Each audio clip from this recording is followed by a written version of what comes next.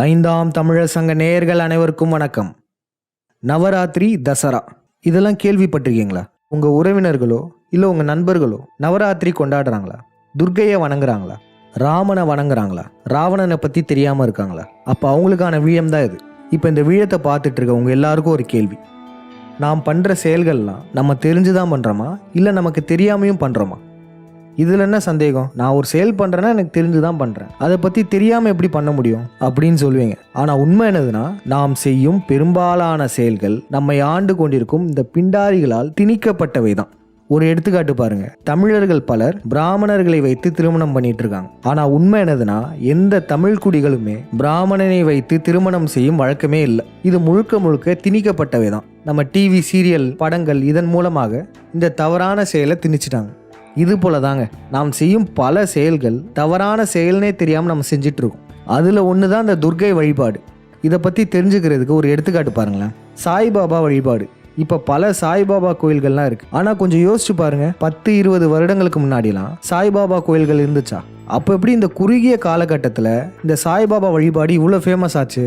காரணம் இந்த பிண்டாரிகளுடைய அஜெண்டா தான் அது. நீங்கள் நல்லா கவனித்து பார்த்தீங்கன்னா தெரியும். 10-20 வருடங்களுக்கு முன்னாடி தெருவா சாய்பாபா படம் போட்ட வண்டிகள் வரும். சாய்பாபா பாட்டு போட்டு வட இந்தியர்கள் காசு கேட்பாங்க. இப்பயுமே ஒரு சில வண்டிகள் வரும். நீங்கள் என்னைக்குனாச்சும் யோசிச்சு பார்த்துருக்கீங்களா? இந்த சாய்பாபா வண்டியில் வந்து தெருவா அலைவாங்க. எந்த வீட்லேயும் அவ்வளோவா காசும் தரமாட்டாங்க. காசு கொடுத்தாலும் பெரும்பாலும் ₹1-2 கொடுப்பாங்க. இவங்களுடைய வாழ்வாதாரத்துக்கு என்ன பண்ணுவாங்க?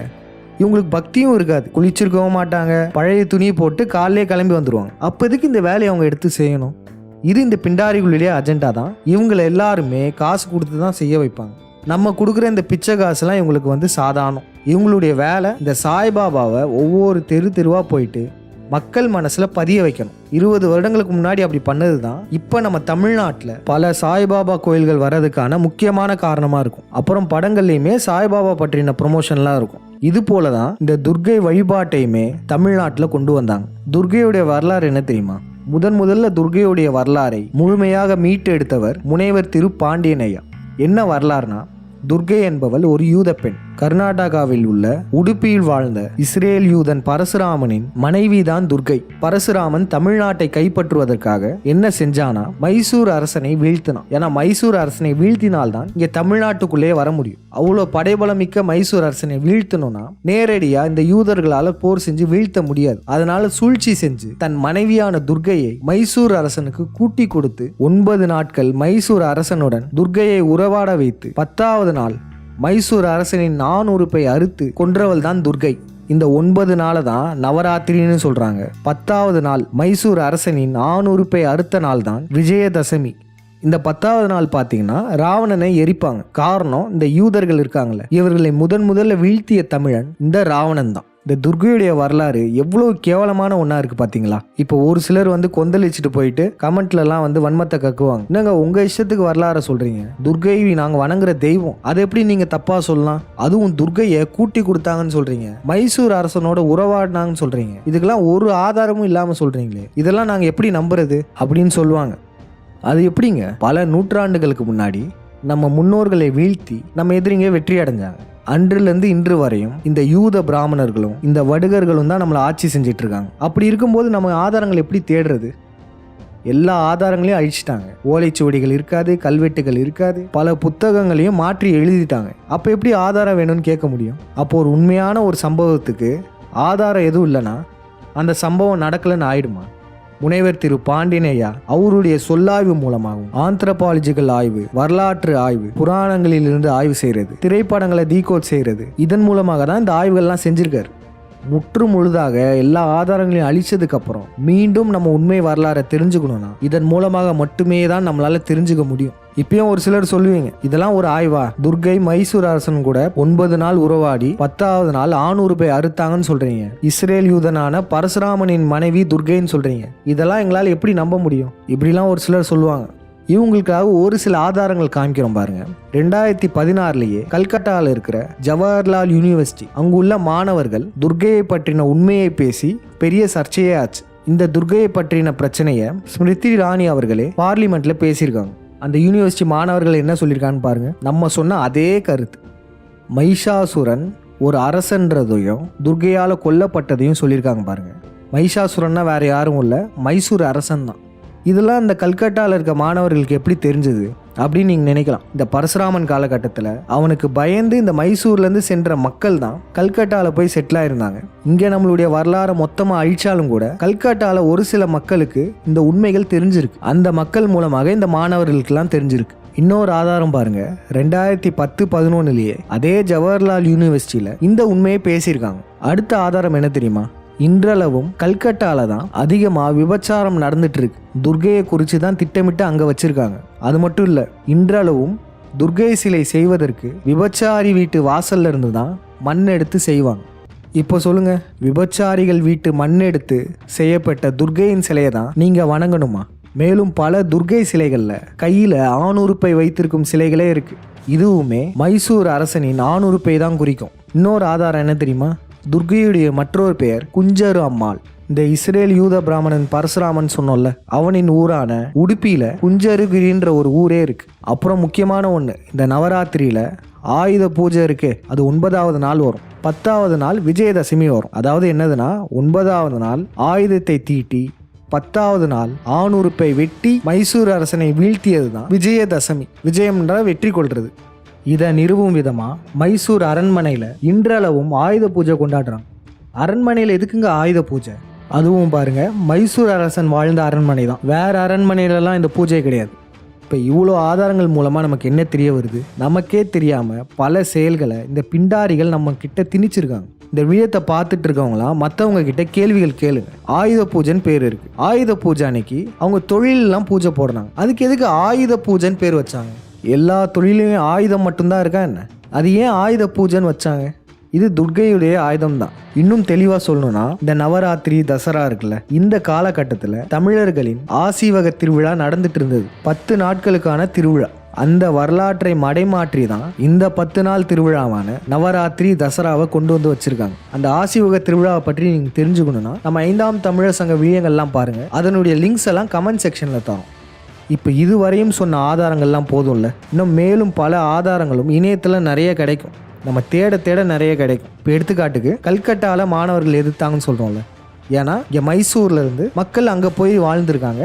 அங்கே உள்ள மக்களால் அந்த வரலாறு தெரிஞ்சிருக்கு. இந்த துர்கையுடைய வரலாறு கொஞ்சம் கொஞ்சம் மக்களுக்கு தெரிஞ்சிருக்கு. இப்போ வரையுமே மைஷாசுரனை வணங்குறாங்க. மைஷாசுரன்னா வேற யாரும் இல்லை, மைசூர் அரசன். எப்படி கல்கட்டா மக்கள் சொன்னாங்களோ அதே போல் இங்கே மைசூர் மக்களுமே அதே சொல்லியிருக்காங்க பாருங்க. இப்போ இந்த விழத்தை பார்த்துட்டு இருக்க எல்லாருக்குமே துர்கையின் வரலாறு தெரிஞ்சிருக்கும். இனிமே தமிழர்கள் யாரும் துர்கையை வணங்க வேண்டாம். என்னப்பா இப்படி சொல்ற? நான் வாரம் போய் துர்கைக்கு விளக்கு போட்டிருக்கேன், நான் நினைச்சதும் நடந்திருக்கேன் அப்படின்லாம் சொல்லுவீங்க. நீங்க அங்க விளக்கு போடலனாலும் நடக்க தான் செய்யும். இது போன்ற தவறான தெய்வங்களை வணங்குறதுனால நம்மளுடைய உண்மையான கடவுளர்கள் நம்மை விட்டு விலகி செல்வார்கள். நீங்களே கொஞ்சம் யோசிச்சு பாருங்க. நம்மளுடைய முன்னோர்களை நம்ம எதிரிகள் கொண்டுட்டாங்க. அப்படிப்பட்ட எதிரிகளுடைய போட்டோவை வச்சிருப்பீங்களா? இல்ல அவங்களை கையெடுத்து கும்பிடுவீங்களா? கண்டிப்பா இதை வரலாறு தெரிஞ்ச ஒவ்வொரு தமிழனும் இந்த தவறை செய்ய மாட்டான். அதையும் மீறி செய்தால் உண்மையான தமிழ் கடவுளர்களின் அருள் அவங்களுக்கு கிடைக்காது. இன்னொரு முக்கியமான விடயம் என்னதுன்னா, நம்மளுடைய குலதெய்வ கோயில்களையுமே இந்த துர்கை, அப்புறம் காந்தாரியான காமாட்சி, பரசுராமன், சகுனி, ராமன் இது போன்ற நம்ம எதிரிகளையுமே திணிச்சிருக்காங்க. பல காளி கோயில்களை துர்கை கோயில்களாகவும் காமாட்சி கோயிலாகவும் மாற்றி அமைச்சிருக்காங்க. அந்த காலத்துல காளி கோயில்கள் தான் இருந்துச்சு, ஆனா இப்பதான் அதை மாத்தி துர்கையாகவும் காமாட்சியாகவும் மாத்திருக்காங்க. நம் குலதெய்வங்களையும் இந்த குளறுபடிகள் வச்சிருக்காங்க. அதனால இதெல்லாம் கலைச்சிட்டு உண்மையான நம் தெய்வங்களை வணங்குமாறு கேட்டுக்கொள்கிறோம். நம்ம தமிழ் கடவுளர்கள்லாம் யார் யாருன்னு நீங்கள் தெரிஞ்சுக்கணும்னா சுலபமாக ஒரு யோசனை சொல்கிறோம் பாருங்க. இந்த ஹிந்து மதம்னு சொல்கிறாங்களே, இந்த யூத பிராமணர்களால் உருவாக்கப்பட்ட மதம் ஹிந்து மதம். அதில் பார்த்தீங்கன்னா எந்தெந்த கடவுள்களுக்கெல்லாம் கொச்சையான கீழ்த்தனமான பொய் கதைகள் எழுதி வச்சிருக்காங்களோ அவங்கெல்லாம் நம்ம தமிழ் கடவுளர்கள். நம்ம சிவன், முருகன், கருத்தினன் ஆகிய கிருஷ்ணன், வீட்டினன் ஆகிய விஷ்ணு, அப்புறம் நம்ம ராவணன், இந்திரன், இவங்கெல்லாம் வேற யாரும் இல்லை, தமிழர்களை ஆண்ட ஆசீவக சித்தர்கள், அரசர்கள். இவங்கள தான் நம்ம கடவுளர்களா வணங்குறோம். இப்படிப்பட்ட தமிழ் கடவுளர்களுக்கு மட்டும் கொச்சையான வரலாறை எழுதி வச்சிருப்பாங்க இந்த யூத பிராமணர்கள். ஆனா அவங்களுடைய முன்னோர்கள் இருக்காங்கல்ல, இந்த பரசுராமன் சித்தர்களை கழுவேற்றம் செய்து ஆசீவக குருகுலத்தை அழிச்சவன், குழந்தைகளை நரபலி கொடுத்தவன், இவனுடைய கதைகள்னு பாத்தீங்கன்னா நல்ல கதைகளா இருக்கும். கல்விக்கான கடவுளா இந்த பரசுராமனை வச்சிருப்பாங்க. இது போலதான் இந்த துர்க்கை புனிதமான கடவுளா பார்ப்பாங்க. அப்புறம் சகுனி, காந்தாரி அப்படின்னுலாம் இவங்களுடைய முன்னோர்கள் இருக்காங்கல்ல, அவங்களுக்கெல்லாம் நல்ல புனிதமான கதைகளை வைப்பாங்க. தமிழ் கடவுளர்களுக்கு வக்கிரமான கதைகளை வச்சிருப்பாங்க. இதை வச்சே தெரிஞ்சுக்கலாம் யார் யார் தமிழ் கடவுளர்கள், யார் யார் நம்ம எதிரிகள்னு. முக்கியமாக இந்த ஹிந்துத்துவான்னு சுற்றிட்டு இருப்பாங்கள்ல, இந்த யூத பிராமணர்களும் அவங்களுடைய அடிவருடிகளும் ஹிந்து மதத்தை காப்பாற்றணும்னு சொல்கிறாங்களே, அவங்க கிட்டலாம் கண்டிப்பாக இந்த கேள்விகளை கேட்கணும். இந்த யூத பிராமணர்களும் சரி, இல்லை அவங்களுடைய அடிவருடிகள் இந்த விழயத்தை பார்த்துட்டு, துர்க்கையுடைய உண்மை வரலாறை பார்த்துட்டு பொங்கி வருவாங்க. கமெண்ட் செக்ஷனில் வந்து கதறுவாங்க, இல்லை நேரடியாக வருவாங்க. அப்போ இந்த கேள்விகளெல்லாம் கேட்டுடலாம். மீண்டும் அடுத்த விழயத்தில் சந்திப்போம். நன்றி, வணக்கம். இருங்க, இனிமே தான் சம்பவமே இருக்கு. இந்த 10வது நாளான தசரா அன்னைக்கு ராவணனை எரிப்பாங்க. ராவணன் யாருன்றது இந்த விழயத்தில் பார்க்க போகிறோம். ராவணனை எரிப்பது சரியான்றதையும் நம்ம தெரிஞ்சுக்க போகிறோம். நீண்ட நாட்களாக ராவணன் அசுரன், அரக்கன், சிங்கள அரசன் அப்படின்லாம் சொல்லிட்டு இருந்தவங்க எப்போ ராவணன் ஒரு தமிழன் மக்களுக்கு தெரிய ஆரம்பிச்சதோ அப்போ என்னதான் பண்ணாங்க, அப்படியே பிளேட்டை மாற்றி போட்டாங்க. ராவணன் கெட்டவன் தான், ஆனால் அவனும் பிராமின் தான்ப்பா. ராவணன் யார் தெரியுமா? சுத்தமான தமிழ் பிராமணன். சுத்தமான தமிழ் பிராமணன். அவன் பிராமணன் அப்படின்னு பிளேட்டை மாற்ற ஆரம்பிச்சாங்க. காரணம், தமிழர்கள் விழிப்படைய ஆரம்பிச்சிட்டாங்க. இப்படியே போச்சுன்னா நம்ம மாட்டிப்போம். அதனால இத்தனை நாள் அரக்கன்னு சொன்ன ராவணனை நாமளே சொந்தம் கொண்டாடிடுவோம்னு சொல்லிட்டு ராவணன் ஒரு பிராமணன் சொல்ல ஆரம்பிச்சிட்டாங்க. Rama is Kshatriya, Krishna is Yadava. In fact, Ravana is Brahmin. But truth is that Ravan also is a northerner. He was born near Noida. Yeah. இவங்க சொல்றாங்கல்ல, ராவணன் பிராமணன். ராவணன் ஒரு பிராமணன் தான். பிராமணன் என்றால் பேரமணன். சமண சித்தர்களையே உயர்ந்த நிலையில இருப்பவங்க தான் பேரமணர்கள் என்னும் பிராமணர்கள். நம்மளுடைய பேரமணன்ற அந்த பட்டத்தை திருடி இவங்க இவங்களுடைய சாதிக்கு போட்டு அதுக்கப்புறம் ராவணனும் பிராமணன் தான் சொல்லுவாங்க. இப்படிதாங்க இந்த யூத பிராமணர்களுக்கு ஒரு பிரச்சனை வந்துச்சுன்னா அப்படியே மாற்றி பேசிடுவாங்க. ஆரியமும் சரி, திராவிடமும் சரி, இக்கட்டான சூழ்நிலையில் அப்படியே அவங்க கருத்தை மாற்றிப்பாங்க. தமிழ் மன்னன் ராவணனுடைய வரலாறை இப்போ பார்க்க போகிறோம். இந்த வரலாறை பற்றி முழுமையாக தெரிஞ்சுக்கணும்னா தமிழ் சிந்தனையாளர் பேரவை சேனலில் இருக்கிற ராவணியம் பிளேலிஸ்ட்டை பாருங்கள். அந்த பிளேலிஸ்ட் லிங்கை கூட கமெண்ட் செக்ஷனில் தரோம். இப்போ நம்ம இந்த வரலாறை சுருக்கமாக பார்த்துடலாம். ராவணன் விண்ணியல் ஆய்விற்காக இரவில் வானத்தை பார்ப்பவன். ராவணனுக்கு 10 தலைகள்னு சொல்லப்படுறது 10 கலைகள். 10 கலைகளில் சிறந்தவன் தான் ராவணன். ராவணன் சீதையெல்லாம் தூக்கிடலாம் போல. சீதைன்றது செழிப்பான நிலப்பரப்பான நம்ம தமிழ் மன்னர்கள் ஆண்ட பகுதிகள் தான். இந்த யூத வந்தேரிகளுக்கு இந்த நிலம் சொர்க்க பூமியா இருந்துச்சு. சீதைன்றது தமிழ் மன்னர்கள் ஆண்ட பகுதிகளில் மிக முக்கியமாக பார்த்தோன்னா ஊட்டி மலைப்பகுதிகளை குறிக்கும். அப்படிப்பட்ட இந்த செழிப்பான பகுதி தான் இந்த ராமாயணத்தில் கூறப்படுற சீதை. யூத ராமன், கசாரிய யூத ராமன் வந்து இந்த சீதையை அடையணும்னு விரும்பினான். அதாவது இந்த தமிழர்களின் நிலப்பரப்பை யூதர்கள் அடைய விரும்பினாங்க. ராமனுக்கு உதவியா இருந்தது மாருதின்ற ஹனுமன்னு சொல்லுவாங்க, வானர சேனைன்னுலாம் சொல்லுவாங்க. அது குரங்கு மனிதர்களும் கிடையாது, குரங்குகளும் கிடையாது. அது எதை குறிக்குதுன்னா மலை மக்களை குறிக்கும். இந்த ராவணிய போர்ல ராமனுக்கு உதவியா ஒரு சில மலை மக்கள் இருந்திருக்காங்க. இந்த போரில் வெற்றி அடைஞ்சவர்னு பார்த்தீங்கன்னா ராவணன். ராவணனின் தலைமையில் இருக்க தமிழர்களின் படை தான் வெற்றி பெற்றது. சேது சமுத்திர கடலில் ராமன் வீழ்த்தப்பட்டான். ராவணனின் மகனான இந்திரன் தான் ராமனை குண்டடிப்பட செய்து வீழ்த்தினான். இதை இன்று வரையும் இந்த யூத பிண்டாரிகள் சடங்கா பண்ணிட்டு இருக்காங்க. எம்ஜிஆர்ன்ற இந்த எம்ஜி ராமச்சந்திரனையும் ராமனை தான் பார்த்துருக்காங்க. ராமன் கழுத்துல குண்டடிப்பட்ட சடங்காகவே இந்த எம்ஜிஆருக்குமே குண்டடிப்பட வச்சாங்க. அதுக்கப்புறம் இந்த சுவாதி ராம்குமார், இந்த சம்பவத்திலையுமே இந்த ராம்குமாரை சடங்கிற்காகவே ராமனாக பாவித்து கழுத்தை அறுத்தார்கள் இந்த ஆளும் வர்க்கம். பல படங்கள்லையுமே ராமன் கழுத்தை தாக்குவது போலவே பல காட்சிகள் இருக்கும். அது நேரடியா நீங்க பார்க்கணும்னா இந்த 10 தலைன்ற படத்துல பாருங்க. இது ராவணனை குறிச்ச படம். இதுல பாத்தீங்கன்னா கழுத்தறுத்து கொல்லப்படுற மாதிரி காட்டுவாங்க. இப்படி ராமன் வீழ்த்தப்பட்டதுக்கு அப்புறம் ராமனுக்கு உதவியா இருந்த இந்த மலை மக்கள் இருக்காங்களே, அனுமரின் தலைமையிலான இந்த மலை மக்கள், இவங்க போரில் தோற்றதால் தமிழ்நாட்டை விட்டு பாலைவனத்துக்கு போயிடுறாங்க. சஹாரா பாலைவனம். இன்றளவும் இந்த மாருதி ஹனுமனை குறித்து இந்த ஆப்பிரிக்கால மாருத்தானியான்ற ஊரே இருக்கும். ஆப்பிரிக்கால ஹனுமனுக்கு சிலைகள்லாம் வச்சிருப்பாங்க. இங்கே அனுமன் கோயில்கள்லையுமே ஒட்டக சிலையெல்லாம் நீங்கள் பார்த்துருப்பீங்க. அனுமனுக்கும் ஒட்டகத்துக்கும் உள்ள தொடர்பு இதுதான். போரில் தோத்து பாலைவனத்துக்கு போயிட்டான். அதை குறிச்சது தான் இந்த அனுமர் பக்கத்தில் இருக்க ஒட்டகமே.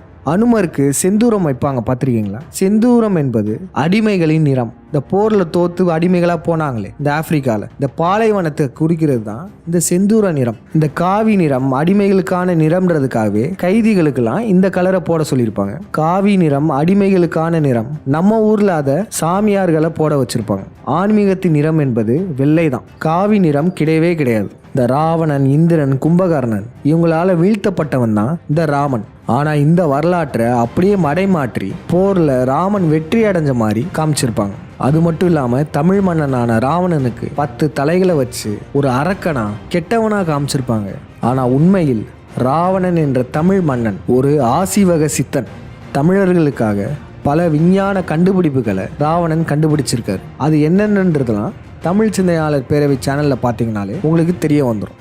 அப்பேற்பட்ட ஒரு சயின்டிஸ்டான ராவணன், தமிழ் ஆசிவக சித்தனான ராவணனை, தமிழ் மன்னனான ராவணனை, யூதர்களை முதல்ல வென்ற ராவணனை இந்த பிண்டாரிகள் என்ன பண்ணிட்டு இருக்காங்க தெரியுமா?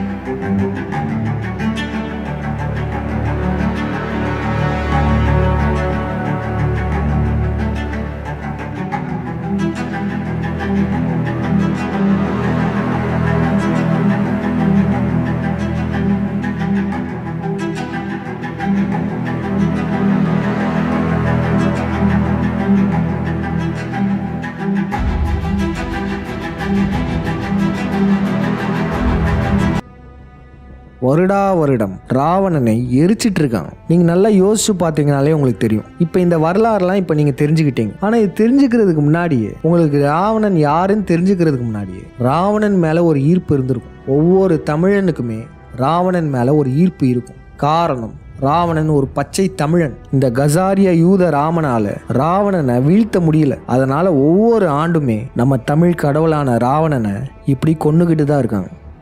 இதுல என்ன ஒரு ஆச்சரியம்னா, இத்தனை நூற்றாண்டுகளாக தமிழர்களை நம்ப வச்சு, ராவணன் கெட்டவன்னு நம்ப வச்சு, படங்கள்ல மீண்டும் மீண்டும் காமிச்சு மக்கள் மனதில் பதிய வைக்க முற்பட்டிருக்காங்க. ஒவ்வொரு ஆண்டுமே இந்த பிண்டாரிகள் இந்த ராவணனை எரிக்கிறாங்கன்னா அப்போ உண்மையிலேயே அவங்க எவ்வளோ அடி வாங்கியிருப்பாங்க. இவங்க தமிழ் மன்னன் ராவணன் கிட்ட வாங்கின அடியை மறக்க முடியாதல தான் இப்படிலாம் பண்ணிட்டு இருக்காங்க. ஆனால் இது சத்தியுகம், ராவண இந்திரனை குறித்த மீன யுகம் நடந்துட்டு இருக்கு. இந்த யுகத்துல தமிழர்கள் பலருக்குமே ராவணனை பற்றிய உண்மை தெரிய வர ஆரம்பிச்சிருக்கு. இப்போ இந்த விழத்தை பார்த்துட்டு இருக்க ஒவ்வொரு தமிழனும் இந்த விழத்தை பார்த்துட்டு கடந்து போயிடவே கூடாது.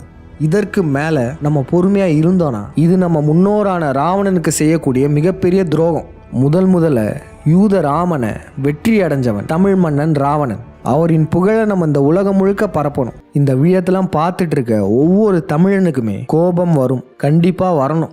இனிமே நம்ம என்ன பண்ண போறோம்னா, இந்த ஆண்டு முதல் இவங்க எப்படி இந்த ராவணனை எரிக்கிறாங்களோ, ராவணன், இந்திரன், கும்பகர்ணன் இவங்களெல்லாம் எரிக்கிறாங்களோ, அதே போல நம்மளுமே ராமனையும் மகாபாரத போரில் வீழ்ந்த சகுனியையும் தமிழ்நாட்டில் பல சித்தர்களை கொன்ற பரசுராமனையும் எரிக்க வேண்டும். இதை முதல்ல தமிழ்நாட்டில் தொடங்கி வைக்கும் விதமா 5ஆம் தமிழர் சங்கம் இந்த மூவரையுமே இப்ப எரிக்க போறோம்.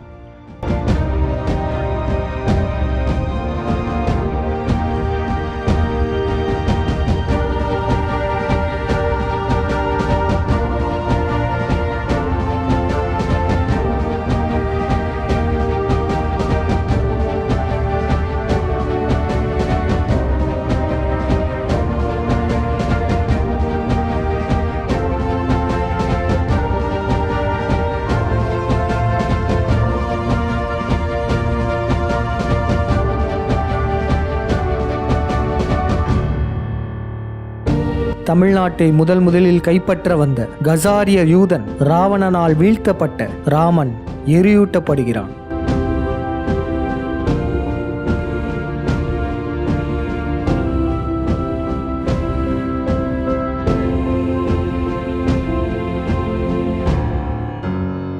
மகாபாரத போரில் தமிழர்களை சூழ்ச்சியால் வீழ்த்த நினைத்த கசாரிய யூதன் சகுனி தமிழன் கருத்தினரால் வீழ்த்தப்பட்டான். அந்த சகுனி இப்ப எரியூட்டப்படுகிறான்.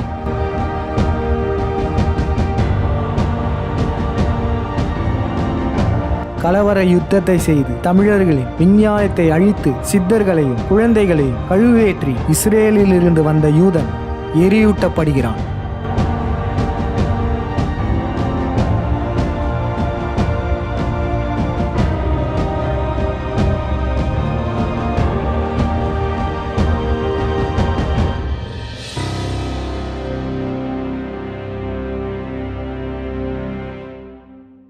இந்த விழத்தை பார்த்துட்டு இருக்க உலக தமிழர்கள் அனைவருமே, உலகத்தில் நீங்கள் எந்த மூலையில் இருந்தாலும் சரி, இந்த தசரா நாளில் தமிழர்கள் நம்ம இனிமே இந்த மூவரையும் எரிக்க வேண்டும்.